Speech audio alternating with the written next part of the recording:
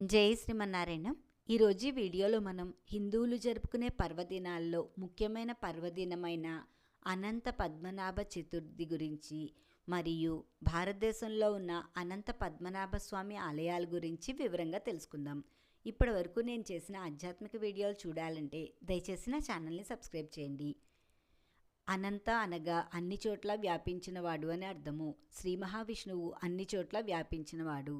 శ్రీ మహావిష్ణువు ఆదిశేషునిపై శయనించి ఉండగా స్వామి నాభి కమలం వద్ద బ్రహ్మదేవుడు, స్వామి పాదాల వద్ద లక్ష్మీదేవి ఉన్న రూపంనే అనంత పద్మనాభ స్వామిగా కొలుస్తారు.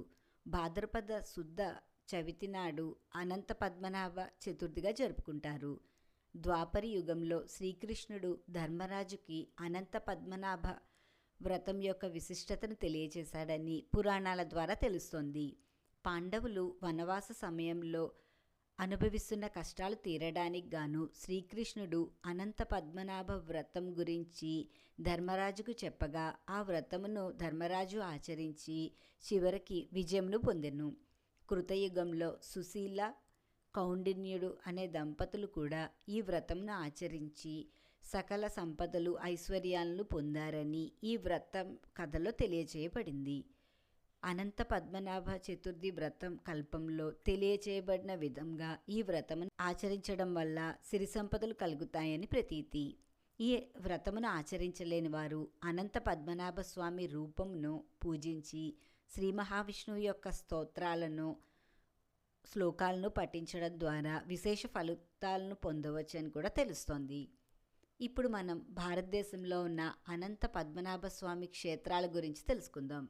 భారతదేశంలో శ్రీ మహావిష్ణువు క్షేత్రాలు అనేకమైన ఉన్నప్పటికీ అనంత పద్మనాభ స్వామిగా దర్శనమిచ్చే క్షేత్రాలు మాత్రం 3 ఉన్నాయి. ఇందులో ముఖ్యమైనది కేరళలో తిరువనంతపురంలో ఉన్న అనంత పద్మనాభ స్వామి క్షేత్రం. ఇది అందరికీ తెలిసిందే. ఈ క్షేత్రం శ్రీ వైష్ణవ 108 దివ్య దేశాలలో ఒకటి. ఈ క్షేత్రం ద్రవిడ నిర్మాణంలో నిర్మించబడిన అతి పురాతనమైన క్షేత్రం.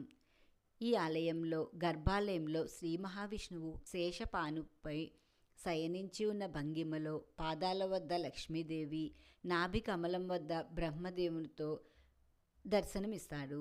ఇక్కడ స్వామి విగ్రహం చాలా పెద్దదిగా ఉండడం వల్ల 3 ద్వారాల గుండా స్వామిని భక్తులు దర్శనం చేసుకోవాల్సి వస్తుంది. రెండవది శ్రీ అనంత పద్మనాభ స్వామి ఆలయం తెలంగాణ రాష్ట్రంలో హైదరాబాదుకు 70 కిలోమీటర్ల దూరంలో వికారాబాద్లో అనంతగిరి కొండల మీద ఒక గుహలో ఈ ఆలయం ఉంది. ఈ ఆలయంలో శ్రీ మహావిష్ణువు అనంత పద్మనాభ స్వామిగా దర్శనమిస్తారు. ఈ క్షేత్రం ద్వాపరయుగం నాటిదని స్కాందపురాణం ద్వారా తెలుస్తోంది. ద్వాపరయుగంలో మార్కండేయ మహర్షి చాలా కాలం పాటు ఇక్కడ తపస్సు చేయగా శ్రీ మహావిష్ణువు మార్కండేయ మహర్షికి దర్శనమిచ్చి ఇక్కడ అనంత పద్మనాభ స్వామిగా వెలిశారని పురాణాల ద్వారా తెలుస్తోంది. అంతేకాకుండా ఇక్కడ ఉన్న కొండలు విష్ణువు దశావతారాల రూపంలో ఉండడం ఈ క్షేత్రంలోని ఇంకొక విశేషం. మూడవది పద్మనాభ క్షేత్రం. ఈ ఆలయం ఆంధ్రప్రదేశ్లో విశాఖ, విజయనగరం జిల్లాల మధ్యలో పద్మనాభం అనే జిల్లాలో కొండ మీద ఉంది. ఈ ఆలయం ద్వాపరయుగం నాటిదని పురాణాల ద్వారా తెలుస్తోంది.